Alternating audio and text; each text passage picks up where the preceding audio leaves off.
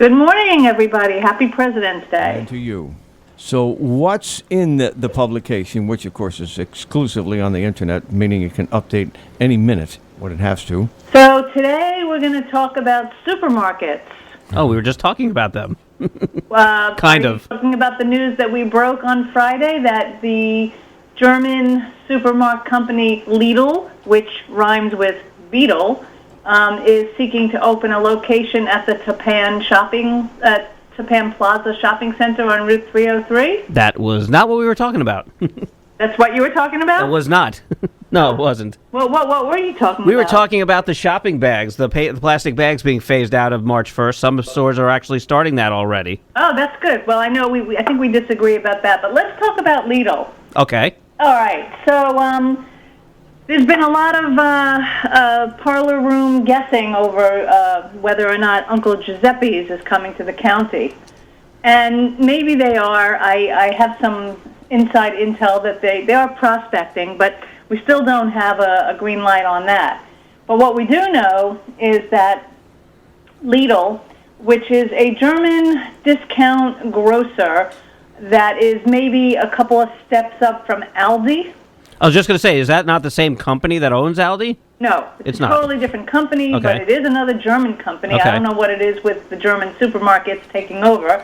But it's, I guess they add something different to the mix. We've had supermarkets come and go here if you look around. Actually, Steve was asking me about Food Town in Valley Cottage. I know that in that location, because I live not far from there on 303, I think that's the third supermarket that's been in that spot since I've been here 15 years. We know that MetFresh has been empty a good long time, and Aldi took over where the Pathmark was. But this supermarket is planning on taking about 25,000 plus square feet. Now, this is the shopping center that used to be Bonfire? This is the shopping center that has, let me see, some of the tenants right now are Retro Fitness, Subway, V&S Quick Mart, and Wendy's. Okay, so it's the operating this space that used to be Bonfire. Okay, I don't know what that was. Was that? I think it was also a restaurant or something. But the application says that they're planning to demolish some of those buildings and build a freestanding 25,000 square foot building for this supermarket. Okay, that's interesting. All right. Yeah, so this isn't as a preliminary stage. It has to go through the planning and whatever else in Orangetown. Right. With an estimated cost of $3.2 million.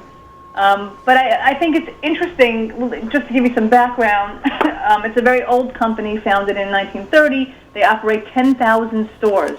That's a lot, across Europe and the U.S. And where you can see really, really fast proliferation is in New Jersey. They're opening stores like crazy. Including in Cherry Hill and Howell within the next 2 weeks. That's in New Jersey. So, they're coming over the border here into Tapan, close really to New Jersey. And actually right up the street from a ShopRite in Northvale, New Jersey, and in the other direction, a very big Stop and Shop in Orangeburg. So I think that these German supermarkets, have a different model. They're smaller. I think that it's more of a almost like a Home Depot model. It's more of like a warehouse feeling to them. How is that smaller? Well, it's just it's physically smaller, but it's just the format. Okay. The format's different. And I don't know. One thing that they do have is that kind of fresh European design. Even if you've seen Aldi, right? It just looks fresher. It looks sharper. It's got the clean lines. And if you look at their format, it's very very very modern looking. Okay.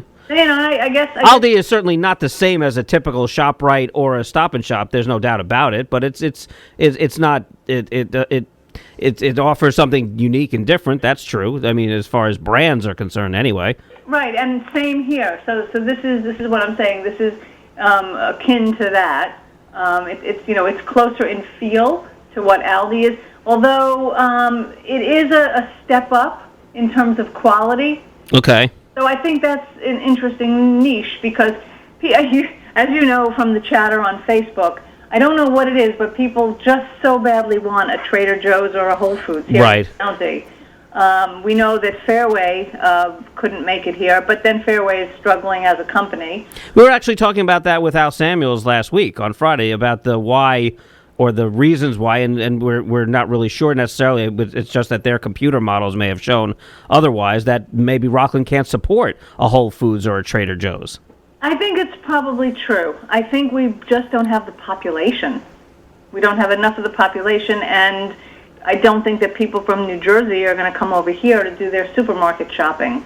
But we're going to go there to if that's close enough. There are people who do. Don't you? I mean, we do go there. We do go to New Jersey and Westchester because we want a Trader Joe's or a Whole Foods. Well, I don't run out to Westchester certainly for a Trader Joe's. I mean, when I've been in the area, there's a Trader Joe's in Westwood. When I've been in the area, I'll pop in, but for nothing specific. And I usually don't come out buying something. No, that's really not my thing. Well, guilty here because I do go down to Closter to go to the Whole Foods. Okay. Because there are certain Whole Foods things that I want. We have a good shop. We do have a good. We have a couple of good independent supermarkets here that I frequent. One is called the Old World on Route 59. Mm-hmm. They've got some sister properties in Westchester, and then there's something called a Matter of Health, which is it's definitely health oriented, but it's got a really robust selection for a health food store. The health food store in Nyack closed. No. So, even Nyack couldn't support the health food store. I remember when that was open, and I used to speak to the proprietor, David, and he said to me that the opening of Old World on 59 and just the competition was just too stiff. He couldn't make it. Was that the one on Broadway near the corner? Yeah, Broadway and Main. Right. So, I think Rockland, has. I mean, and look at how long that MetFresh building has been vacant. That's at least 2-3 years. It could be 2 or 3 years. Yeah. Yeah. So I don't know if it's that we just don't have the population, the numbers here, but it will be interesting to watch the Lidl and how it winds through their planning process.